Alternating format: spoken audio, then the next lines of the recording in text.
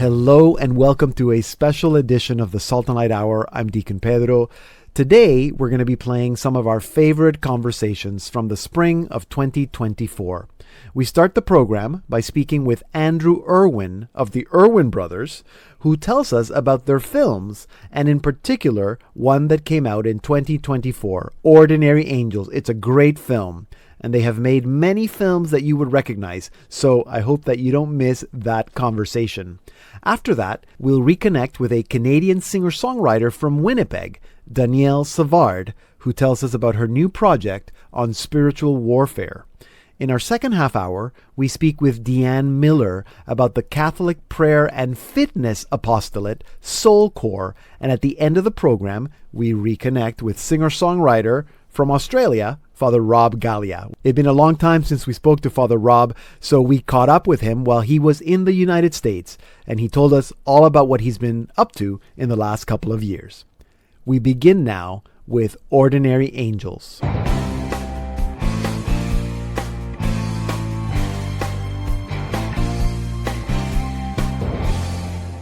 Andrew and John Erwin, best known as the Erwin Brothers, are Christian film directors, writers, and producers. You may be familiar with some of their films: October Baby, Mom's Night Out, I Can Only Imagine, I Still Believe, and most recently, Jesus Revolution. Their newest film, out in theaters right now, is Ordinary Angels, starring Hilary Swank and Alan Ritchson. The film is inspired by the true story of Sharon Stevens, who rallies the community to help a widowed father save the life of his youngest daughter, who needs a liver transplant. It is a beautiful, inspiring story of faith, miracles, and the power of perseverance. To learn more, last week I spoke with Andrew Erwin. Andrew, welcome to the Salt and Light Hour. Yeah, it's so good to be with you, Pedro. I really appreciate the time, man. It is, and I'm very excited. I got to see the film, and I have to say, I think you've been hearing this from a lot of people. I love the film. It's such a great story. It's really a gold mine of a story, and I want to talk about that. But before it's been a long time since you and your brother John started making films. I remember October Baby, so long ago. Tell me a little bit about how you guys got into the industry. Yeah, October Baby, we shot that 15 years ago now. Wow. It's been an amazing journey. We got started as kids. My dad was in radio, and so we kind of grew up kind of as studio rats, just kind of hanging out. And then somebody put a camera in our hands, and we started making these little short films. And then we did it at college for a little while. Nice. And I kind of had this moment with God where I was just like, all I have is a camera in my hands. I don't know how that could make a difference. And somebody challenged me to give that to God and say, let him figure out how to use it. Never would have thought that all these years later we'd be doing feature films. But my brother had enough ambition for both of us. Yeah. And he pushed us in that direction. And then next thing you know, went from doing music videos to directing October Baby. And now we're, you're films in. Yeah. Did you think, when you were thinking about making films originally, that your faith would be part of that process, or is that something that kind of we always had a dream of doing that. I never thought that was possible, because when we first got started, it was in the early 2000s. Passion of the Christ had not come out yet, and so it had been decades since there had been a really substantial film about faith. Since the late 60s, and so we didn't think that was a path that was possible. And then Mel Gibson changed the game. And then at that point, we're like, let's do it. But we don't even know where to start. So it was, there was a group of us that all started together. It was Dallas Jenkins from The Chosen, Alejandro from Sound of Freedom, Devon Franklin, the Kendrick Brothers, and then us. And we were all had this desire to do it, but didn't know where to start. But we've all kind of pushed forward a little bit at a time. And in the past 3 years, it's really had its breakout moment. And I think really solidified the studios wanting to invest in stories like these. So that leads us to Ordinary Angels, and to have a 2-time Oscar winner, Hilary Swank in it, and Alan Ritchson. We would have never, if you had told me 15 years ago that was possible, I would have told you were crazy. Yeah, and I think I wouldn't have asked 15 years ago because I wouldn't have thought it was possible either. Exactly. I mean, I don't think it's a secret. We know that films have the power, like that type style of storytelling has the power to really make a change inside people's hearts. So is that, I mean, is your mission to tell good stories, or is your mission to evangelize, or both? Both.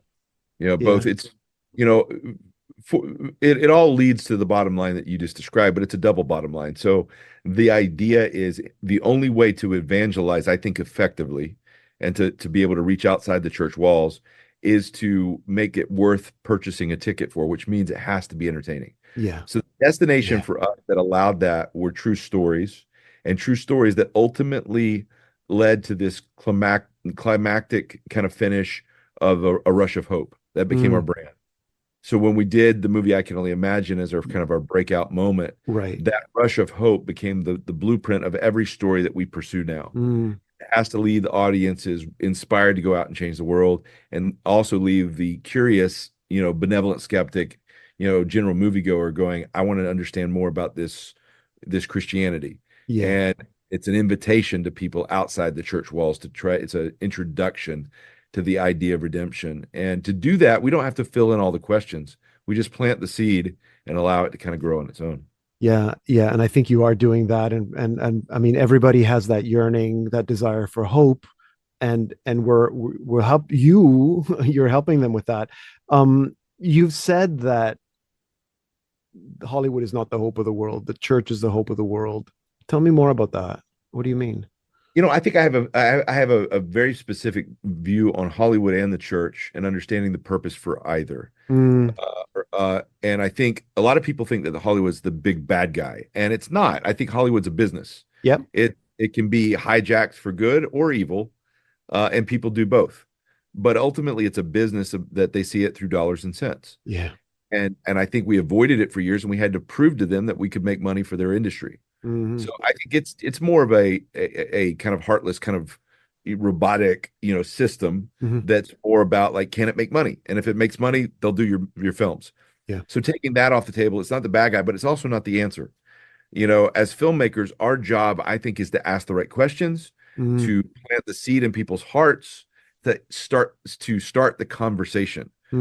Life change happens when that conversation. Alejandro Montverde from Sound of Freedom, I had him on my podcast the other day, and he said he loves to do movies that the real story starts when the movie ends. And I think that is the case, that if we can start the conversation and allow the church then to step in and say, let me tell you the rest of the story. Yeah. That's when life change happens. Yeah. People's lives change through the local church. Yeah. And I think you're doing that. And definitely this film does that. A lot of real life stories do that, and you're able to find them. How did you come across this particular story? This one was one that found us from the most unlikely place. It wasn't a person of faith that brought it to us. It was Dave Matthews from the Dave Matthews Band. Oh, really? And he had seen this story, real life story, years ago, and it had moved him, and he had not been able to get it out of his head. And he took it to a producing friend, John Berg, that produced movies like Elf. They brought it to Lionsgate, our parent company, and Lionsgate brought it and said, this is a story of faith. And when we looked at the story, number one, it was too good to be true. It was an amazing truth. Yeah. Secondly, we're like, this is Southeast Christian Church. We know this church well in Louisville, Kentucky. Oh, wow. The chairman of our board at Kingdom is an elder at that church. And so it just was kind of always meant to be our story. And John Gunn stepped in to direct it. And all of a sudden, we're making the movie. Yes. Is it a story of faith, or faith in God, or is it a story about people coming together to help each other? I guess it can be both. It's both.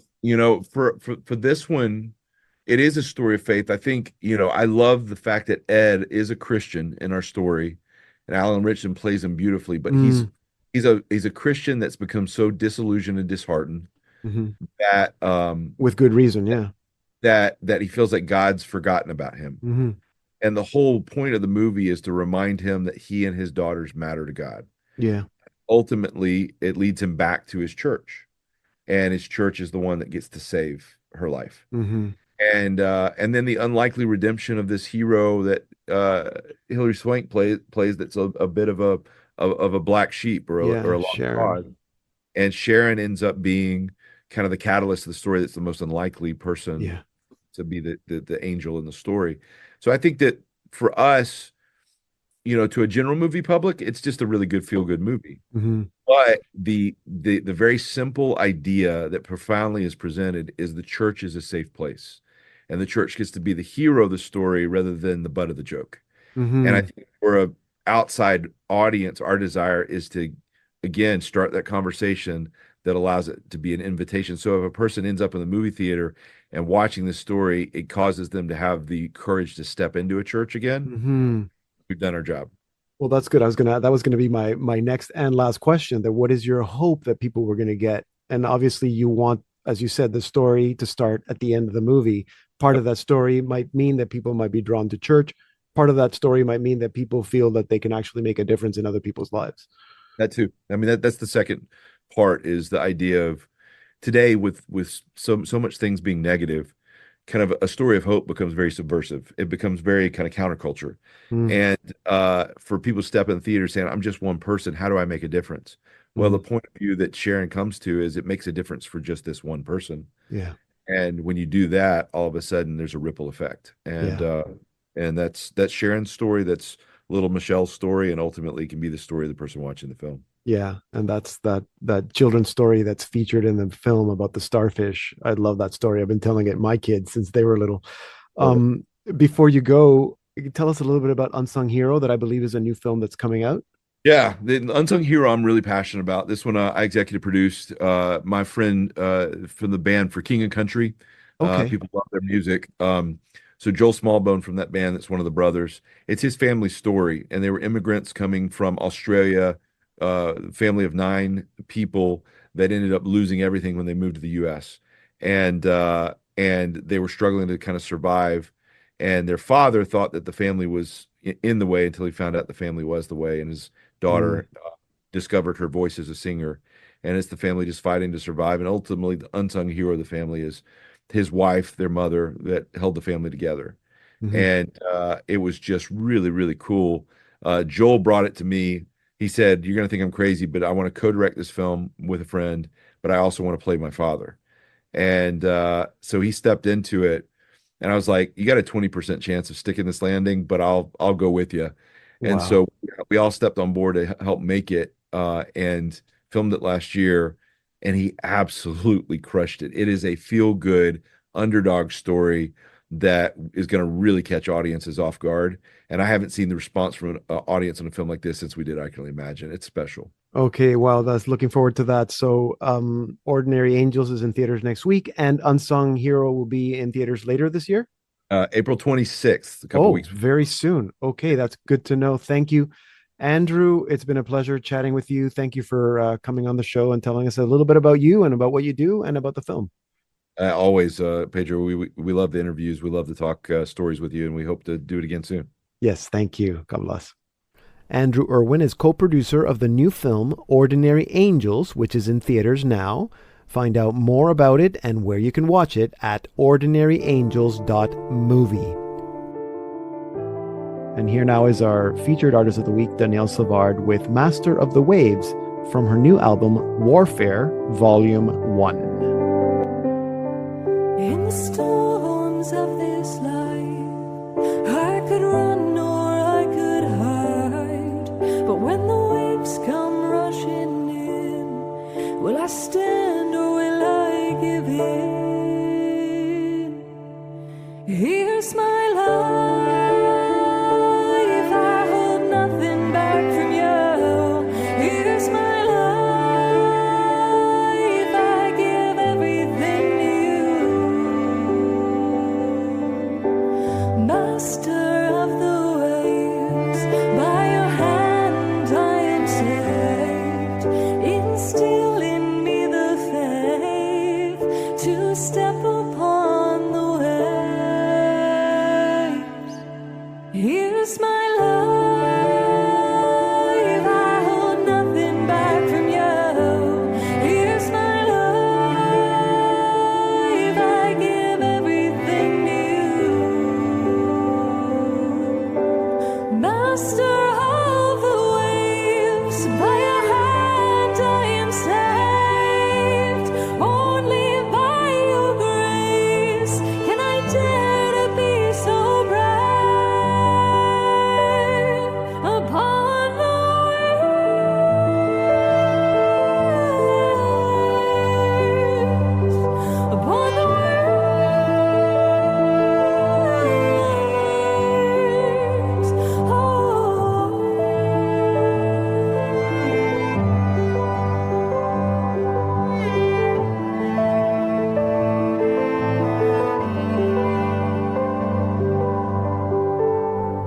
That was Danielle Savard with Master of the Waves from her new album, Warfare, Volume 1. We first met Danielle Savard in October 2021. Danielle is a classically trained musician from Winnipeg who, after an experience with Net Ministries, found her voice. She now considers herself a Christian artist, but is also part of the secular music scene where she is well known. When we spoke, Danielle told us that she was working on an album, and the first volume of this new project, titled Warfare, is now released. And so, to tell us more, I am now joined by Danielle Savard. Danielle, welcome back to the Salt and Light Hour. It's good to see you. Oh, thank you so much for having me. I'm so excited to be here with you today. So last time we spoke, which seems like it was just last year, but it was like 3 years ago, you told me that you have no shortage of music, that you just have like music and sing, and maybe they're not all recorded, but you have tons of. But I was curious to know how you decide which songs of all that, I guess, all the wealth, the repertoire that you have, how do you decide when it becomes an album? Or did you set up to write specifically, I'm going to do an album, and then you write specific songs for that? Like, how did this one come about?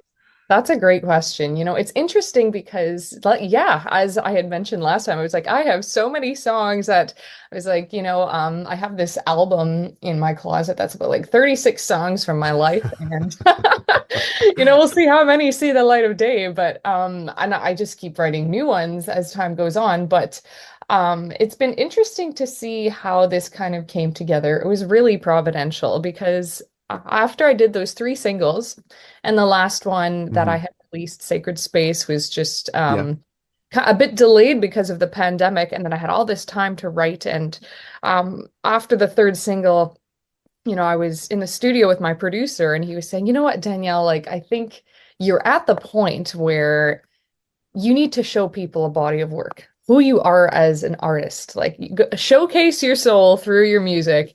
And we've tried 3 singles, and you have the content to do an album.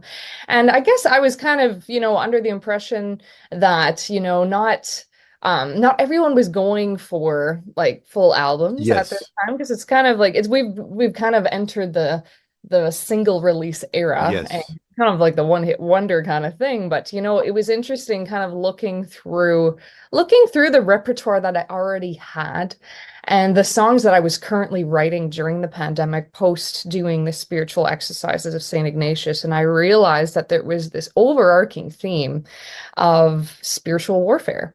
Even songs from when I was 16, I wrote a song called Battle for My Soul. And then it was like, it was just kind of like this long journey of the closer I got to Christ, the more like the depth of music lyrics that came to me, and just like the spiritual warfare I experienced on different levels of just, that's just part of our journey as a believer. The closer we get to God, the more the enemy's not going to like it. And it's like, okay, we have all the tools to combat in spiritual warfare. But I realized that a lot of my songs that I already had and the songs that I was currently writing were all in that same theme of spiritual warfare. And it felt right. It just felt so right that it was like, this is the project to share. This is my life's work, and it's currently what I am most focused on and passionate about, and it felt like the right time. That's super interesting, because of course my next question was going to be why spiritual warfare, but you said something very interesting. So you just finished doing the spiritual exercises, St. Ignatius, so that kind of also spiritual warfare. Tell me more about the spiritual warfare and why you feel that is, I mean, obviously you're writing about that, but I presume that in reflecting and praying about it, you're also discovering that this is sort of where you're at in your life right now. Or maybe maybe a lot of us are, and that's where a lot of us are in our lives all the time. But tell me more. Yeah, absolutely. So I had started the spiritual exercise of St. Ignatius right before the pandemic hit. And it was it was God's preparation. Yeah, I know. So it was an 8-month program, because Yeah, it's designed as a 33-day silent retreat, but there's different modifications of it. Like the layperson's version is Yeah, the annotation annotation 19 that you do 19. in Yes. the daily life. Yes. Yes. So it Yes. was It's like wonderful. I've done it. Yeah. amazing. Yeah. Amazing. It was life-changing for me. It was like 8 months of praying an hour a day and seeing a spiritual director once a week. And I learned so much about just I entered that wanting tools for discernment, wanting to know how to hear God's voice. Because at the time I was faced with some big life decisions and I was wanting to bring all of this just to God and seeing what his will for me truly was, and it was like, how do I hear his voice versus other voices of just like Mhm. anxiety or discouragement, or is this me or is this God or is this so I really learned the tools of discernment, and through that that experience and that journey where you're kind of walked through the whole gospel story is Mhm. um the whole life of Christ. It impacted me in an intimate way, and I realized that you know what we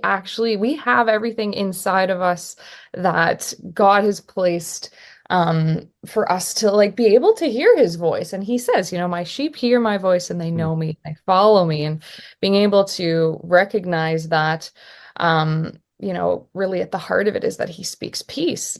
And you can kind of filter that out from the other loud noises that, or just voices that are, we're living in a time right now where there's a lot of fear, there's a lot of war, there's a lot of loud voices. And it's like, well, how do we hear God in the midst of everything going on in the world at large, war, politics, like even just Mhm. our nation, our province, our family, our community, our own personal lives.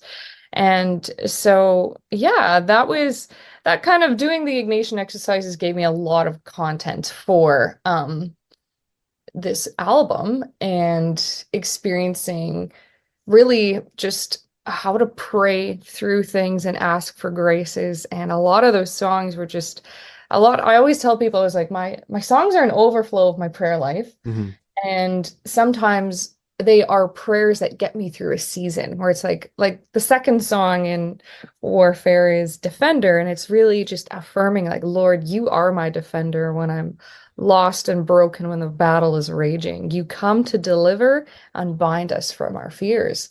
And so praying through the music is really been a theme throughout Warfare. Yeah, yeah, we heard that song at the beginning of the show, Defender. It's interesting, and I guess it makes sense that you've really made a connection between the spiritual warfare and discernment. I mean, in Ignatius called discernment of spirits. And I guess Yes. that is something that we should be doing all the time, and not just at times when we feel that we're being attacked. So I think that's so interesting. Um, would you say that then, because it's volume one, I Yes. presume that there's going to be volume two. I don't know if there's going to be other volumes, but would each volume have a particular slant in Mm. terms of a mini theme or something like that? Or why do multiple volumes? Well, that's a great question. Yeah, I have had like I've had so many songs under the warfare theme, and it's kind of like I want each one to be almost like a journey in itself. So it's kind of like the volume one. It's like we start in the wilderness, Yeah.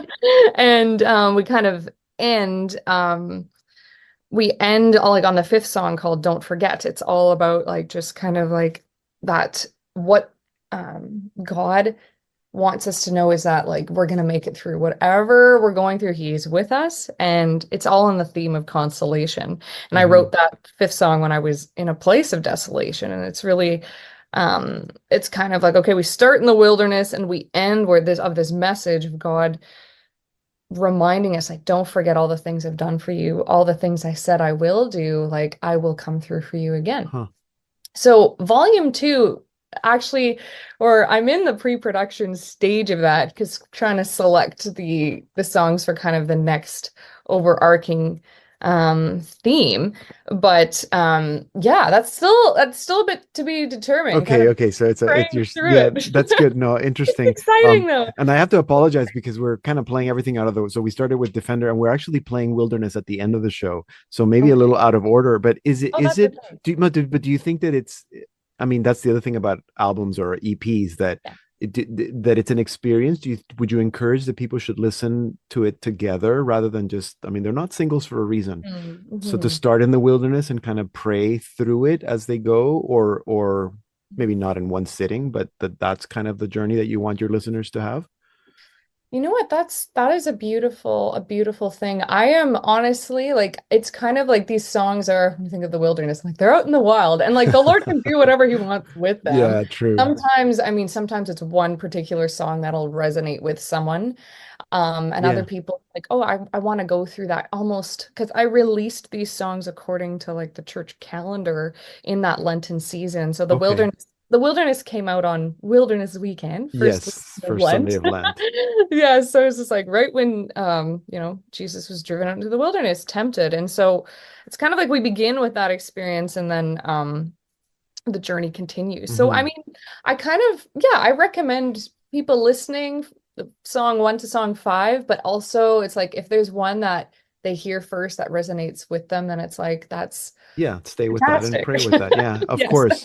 Okay, that's good. I'm very much looking forward to volume 2. Thank you so much for working on this. I know you've been working on it for a long time, but it makes sense now after you've kind of told us the whole story about St. Ignatius and the exercises. And maybe it's a plug-in for listeners. If you are curious about the spiritual exercises of St. Ignatius, highly recommended to do them in the daily life throughout the 9 months or the year. Danielle, thank you so much for the work that you're doing and for telling us all about it. And I look forward to volume 2 so you can tell us more. Yes, thank you so much for having me. You can learn more about Danielle Savard and her music and download the new album Warfare at her website, daniellesavard.com. You can also find her music wherever you stream music. And if you missed any part of our conversation or you want to listen to it again, just head on to our website, slmedia.org/podcast. Here now to take us out is that song that Danielle said we should have started with, Wilderness, from her album Warfare Volume 1. How hawk among the trees, I feel the forest breeze surround me. And I can feel your peace, but still I hear you say, watch, wait, be ready, hold your fire and stand your ground. Oh, watch, wait, be ready to seize the wilderness. Watch, wait, be ready, hold your fire and stand your ground. Oh, watch, wait, be ready. This is the wilderness.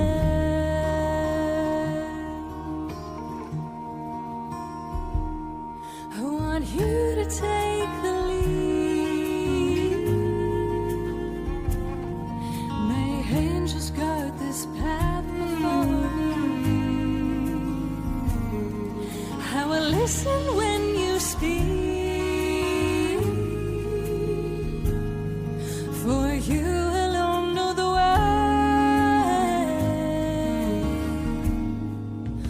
Watch, wait, be ready. We're listening to Danielle Savard with Wilderness from her Warfare album, Volume 1.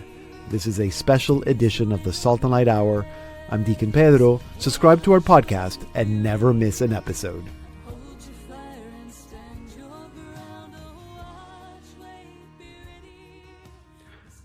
Hello and welcome to the Salt and Light Hour, Part 2. I'm Deacon Pedro. SoulCore is a Catholic fitness apostolate that focuses on the integration of soul and body. It was born out of a desire to nourish the body and the soul through prayer and fitness. Now, once a year during the month of May, they host their Movement for Mary Challenge that involves 30 minutes of movement and praying at least 1 decade of the Rosary every day. And so to tell us more, I am now joined by the co-founder of SoulCore, Deanne Miller. Deanne, welcome to the Salt and Light Hour. It's good to meet you. Well, so good to meet you, Deacon Pedro. Thank you so much for having me here. So I mean, I gave the basic definition, I guess, or explanation, but I don't know if people really understand what integrating soul, body, prayer, fitness. So what is SoulCore? Sure. Thank you for asking. And it is a little harder to understand. We always say the experience of SoulCore is Yes. where you really, really understand it. We pray a full rosary in every SoulCore experience while inviting you into various movements, functional movements, core strengthening, stretching through each of the prayers. And so integrating body and soul. We're created body and soul, and it's a way to glorify God in our bodies while also meditating on the life of Christ. And we pull out the virtues of each of the mysteries, and there's times of rest and reflection and scripture. So it is a workout of sorts. There's no fitness level required because every movement is simply an invitation to engage the body in prayer, just as we would in the Mass. Okay, right? Okay. I'm glad you said workout because I didn't even think of that. So it's a workout, but you're praying as you do the movements. That's right. The leader, the SoulCore leader, is guiding everyone through the prayers. The participants get to remain silent, which is an absolute gift. That sacred silence, really letting the prayers penetrate more deeply, and then moving as desired, as your body is able, and honoring your body. But you're invited into various movements. So how does it work? Are these obviously in-person classes? Can people do it online? How does that work? Or is it a video? All of the above. All of the above. All of the above. We have in-person classes. We have certified leaders around the globe and in-person classes. And then we also have an online studio for those who either just want access 24/7 or do not have access to in-person classes just yet. And so, and then we have digital downloads that are available in our shop. All sorts of ways to experience it. Okay, and I'm looking at your website right now. So find a live class, become a leader. You also have parish and school programs. Totally cool. Okay, so all that information is on your website, soulcore.com. Soul as in the soul, SOUL, core as in the core of the body, I guess. People that know about fitness will know about strengthening their core. .com. Okay, so tell us about the movement. It's the MM Movement for Mary Challenge for May. How does that work? What is that? So this is an opportunity. We offer this every year with a little bit of a twist each year, but always with the intent to honor Mary during the month of May. And so anyone who participates, it's a donation-based event, and all of the proceeds go to our nonprofit arm, SoulCore Giving, to provide scholarships for those in financial need. But when you register, you commit to 30 minutes per day of movement, any type of movement. It doesn't have to be SoulCore specific, but any type of movement. Okay, so you could go for a walk. Yes, absolutely. 30 minutes of intentional movement, and at least praying one decade of the rosary every day. So what that does is it really helps cultivate a habit of intentional movement and stewardship of the body. Honoring Our Lady, you're praying at least one decade of the rosary, each day. And as many may or may not know, each mystery has virtue tied to, the mystery of and the life of Christ. So we encourage growth, asking for the grace to grow in the various virtues throughout the challenge. And this year we're doing an added benefit of different titles of Mary. So anyone who registers will receive each week daily SoulCore Decade videos that will invite you into prayer on a specific mystery. Virtue will include scripture and movements, and then the title of Mary. So we're learning about all of her different titles. We're asking for the intercession of Mary through various titles. And so we're so excited about it. We've been wanting to do a Titles of Mary series for a long time. And so we're integrating it with this movement. Okay, I love that. Okay. And so as soon as people register, they will receive, you said, daily emails so that they have everything that they need They don't have to do the SoulCore fitness. They can go for a walk and pray a decade of the rosary or the full rosary, but then you're giving them the information that they need in terms of the virtues or any reflections that they want to pray with. That's right. And it's not a daily email each week. Oh, okay. They will receive an email that has daily decades that they can pray throughout the week as desired. Okay, good. But you're giving them what they need. Okay, so here's a question, and I love the fact that you said that, especially for this challenge, they don't have to necessarily do the SoulCore program, the fitness, the movements. They can do any movement they want. It seems to me there's something very special about the fact that what you do, SoulCore, is specifically praying with Mary or praying the rosary. Because I suppose I could pray anything as long as I'm praying and do movement, and it's just as good, right? Well, absolutely. Prayer is always good. And movement is always good. What's the connection? I mean, I think I get it, but maybe what's the connection? Why Mary? Like, why the rosary? Well, Our Lady asks us to pray the rosary, first of all. And the rosary is such a prayer of healing and virtue and peace. We're meditating on the Prince of Peace. So, of course, it cultivates that interior peace. Mm-hmm. And combining the movement, again, we're created body and soul, combining the movement with the prayers of the rosary, when movement seals knowledge, I'm going to say it in very basic terms because that's how I understand it. But whatever you're learning, whatever you're praying, when you're incorporating movement into that learning or that prayer, those prayers, they're more deeply rooted in the soul.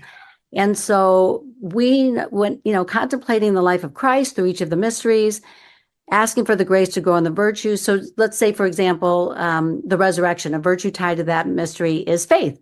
Mm-hmm. Here we're in the Easter season. And so the movement combined with the prayer also helps you be less distracted to other things. You're really focused. You're really intentional there.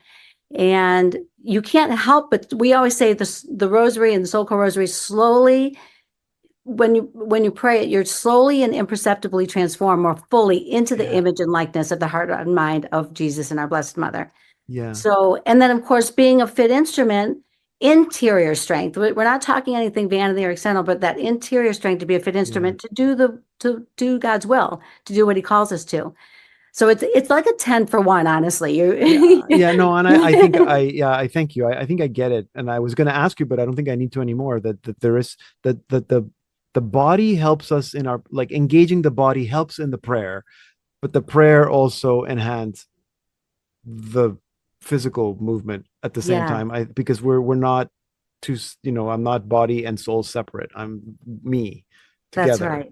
And even in scripture, Deacon, where in Proverbs, it says that God's word is health to one's whole body. But just even meditating, it just, and we incorporate scripture, it is health to one's whole body. Then, you add the movement in, and we're called to move. We're made to move. Jesus was a mover.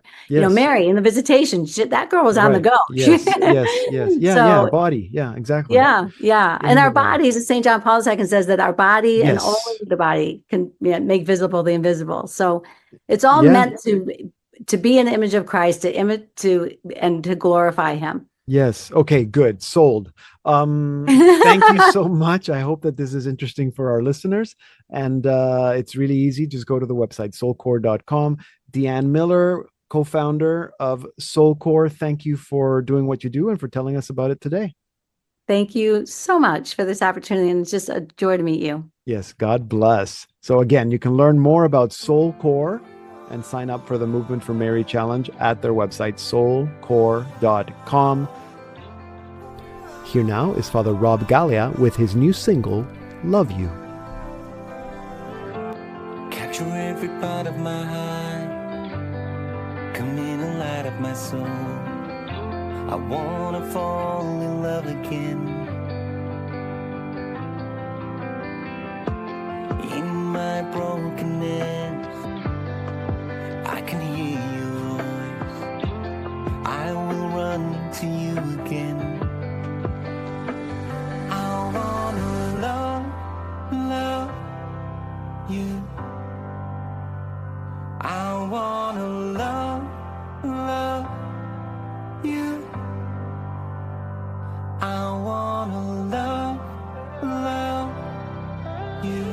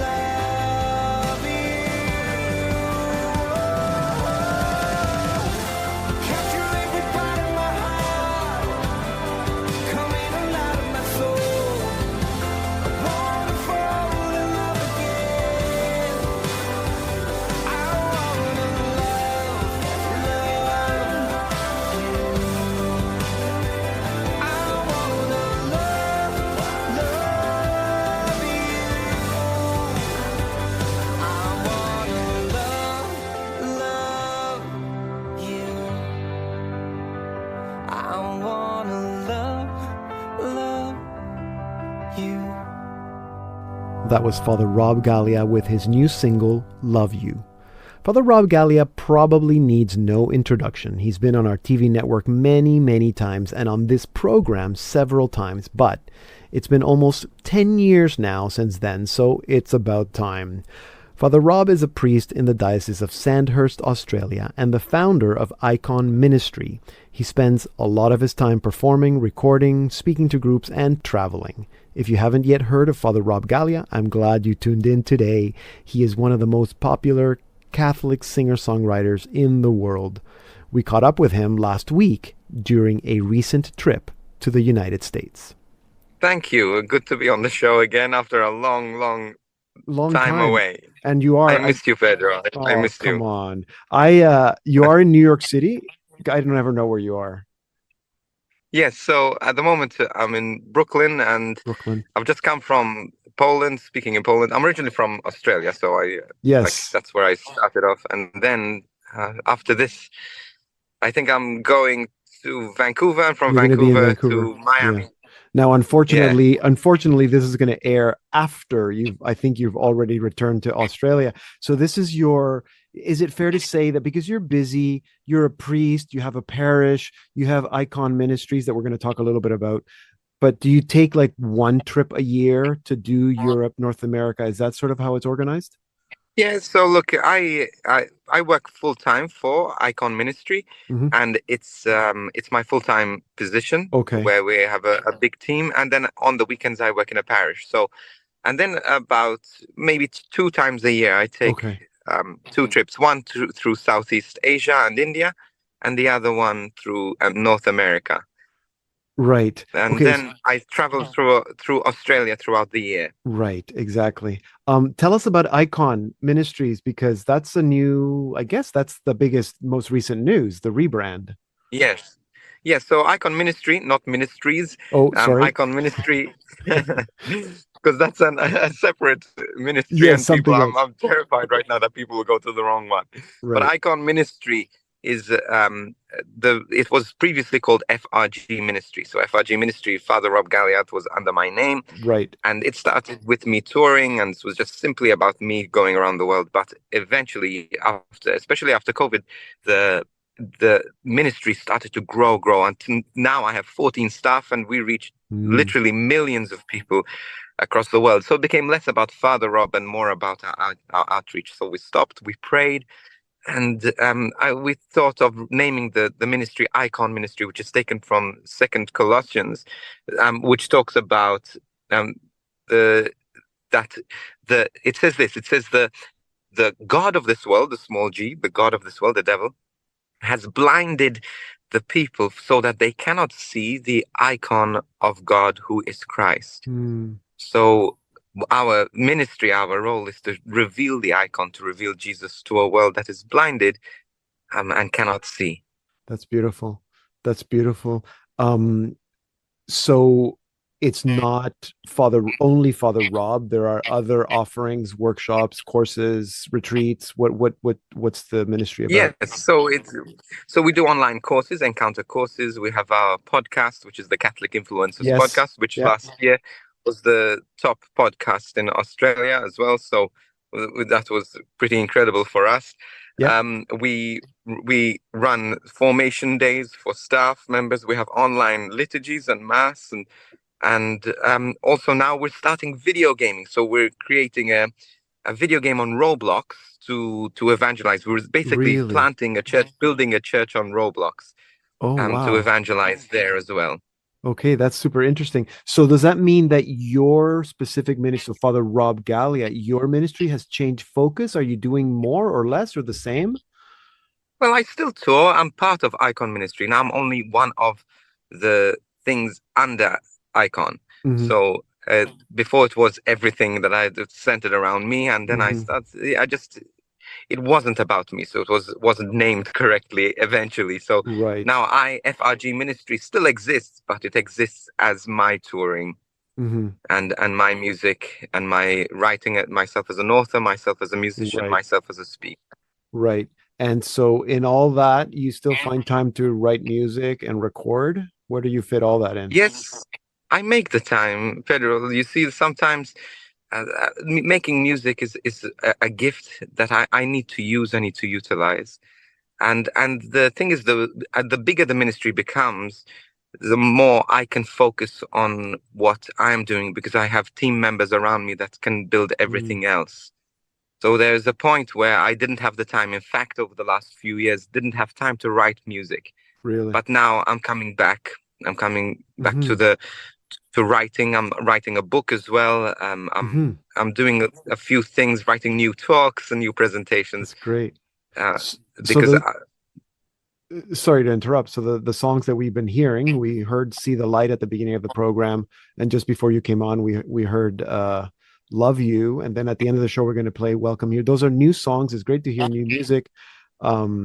You're also collaborating. Are they co-written, or you just they're co-performed with other people?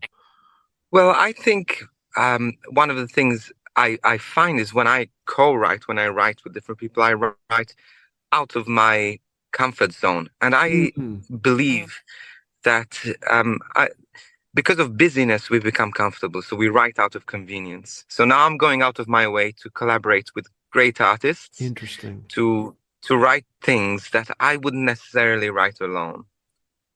And so this has been my journey. There has been a lot of collaborations over the last couple of years. I write a lot of songs alone.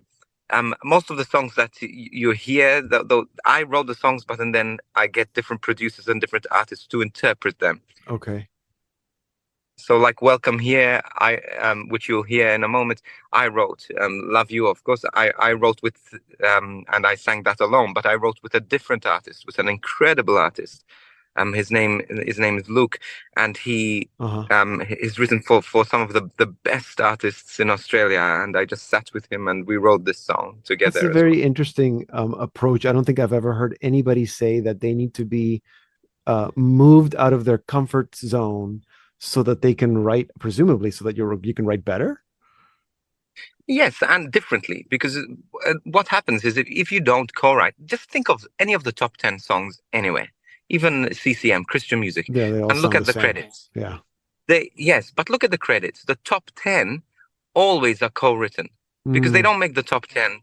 Very rarely do they make the top 10 from an artist that writes alone, because good songwriting happens also with co-writes.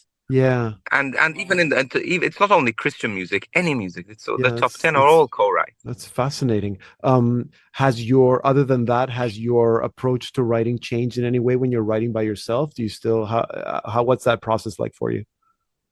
Well, for me, when I write alone, I write a lot about my own experience, and I'm melancholic, so I tend to find resolution in my song. You know, I approach a sadness, I approach a struggle, and then I find a resolution at the end. Right. But writing with other people, one of the things I've been trying to do is to end a song without a resolution. And it's about I've written a song with Hannah Schaefer. I've written songs with different artists, and it's always been, when I write at the moment, I'm trying to leave people without resolution. Because very often in songs, we try to have like this happy end story, this fairy tale. But at the end of the day, God, you're in control. No, sometimes you don't know that God is in control, even though that you know that you know. Yeah. But at the end of the day, you're in a place where I don't know that God is in control. I don't know how this is going to end. And that very often is not interpreted in songs. And so this is where I'm writing at the moment, sitting in the lack of resolution. That's fascinating. That's a very Lenten thing as we go into Lent. Can I just say that Hannah Schaefer was on this program with me last year, and she said the same thing about co-writing with you, that you really forced her to go out of her comfort zone and not to find the resolution. That's yes. Yeah. That's a great because you see, and sometimes we end up in a place where when we end up with a resolution, we end it out of faith. And I appreciate that, like God is going to have the final say. That's awesome. But sometimes we, like even in Lent, what about sitting in the empty tomb? Yeah. And not knowing that Jesus is going to rise from the dead. That's where people sat. That's where Martha, that's where Mary went. They went to the tomb not knowing that there was a resolution. Yeah, and that's where a lot of people today are. That's where they live. People that you and I do ministry with, you know, they're sitting on that Saturday, that Holy Saturday. Yes. I don't want to let you go before you tell me a little bit about the film that I understand it's finally being released. The film based on your book, Breakthrough. Yes. So finally, anyway, we got we're moving to a TV rather than a movie. Okay. It's moving now to a series. Oh, okay. To a mini series, and we've found writers. Not writers. People who are interested. Of course, it's subject to funding and subject to a lot of things. So I've learned not to talk about it much. Okay. Because I've been at this point, I think 3 times, and every time it just like something happens. So in God's time, in the lack of resolution, here we are. But there seems to be a ray of hope. Yes. For this to come through. This is my book, which is being made into a movie. Yes. Or rather, a miniseries, Netflix miniseries. Well, we'll stay tuned for that. Father Rob, I know you're busy, so I'm going to let you go. Thank you for sharing with us today, and you're specifically sharing the 3 new songs with us, and for you've given me a little bit of something to think about for Lent. Not always looking for a resolution, so thank you for that, and blessings on the rest of the tour. Thank you. Thanks, Peter. God bless. You too. You can learn more about Father Rob at his website, fatherrobgalea.com, and Icon Ministry is iconministry.com, but we're going to put those links on our website so that you can find them easily. That's slmedia.org/podcast. And to listen to this interview again or to hear the rest of the program, go to that same website. Again, slmedia.org/podcast. Here now to take us out is Father Rob Galea with Welcome Here, the official song for Pope Francis's visit to Malta in 2022. Deeper than the sea, stronger than a water bravery, richer than our history, bigger than our dreams could ever be. There's a love the whole world knows. It's a love that's kind to all. You are welcome here. Let your love rain down into our hearts again. You are welcome here, but we lay it down. Let this land be yours again.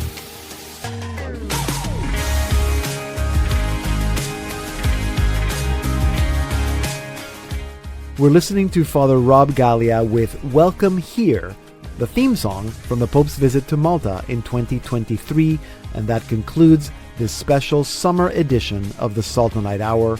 Remember to visit our website, slmedia.org, in order to find out everything that you want to know about us and how to support our ministry. We can't bring you this program for free without your support, so thank you for your donations. You can also subscribe to the Sultanite Hour wherever you get your podcasts, and you can listen to us on your Amazon Echo, Alexa, or Google device. You can also send me your feedback via email, pedro@slmedia.org. I love to get your messages, and you can look for me on social media. Come by and say hello. Thank you for listening. I'm Deacon Pedro.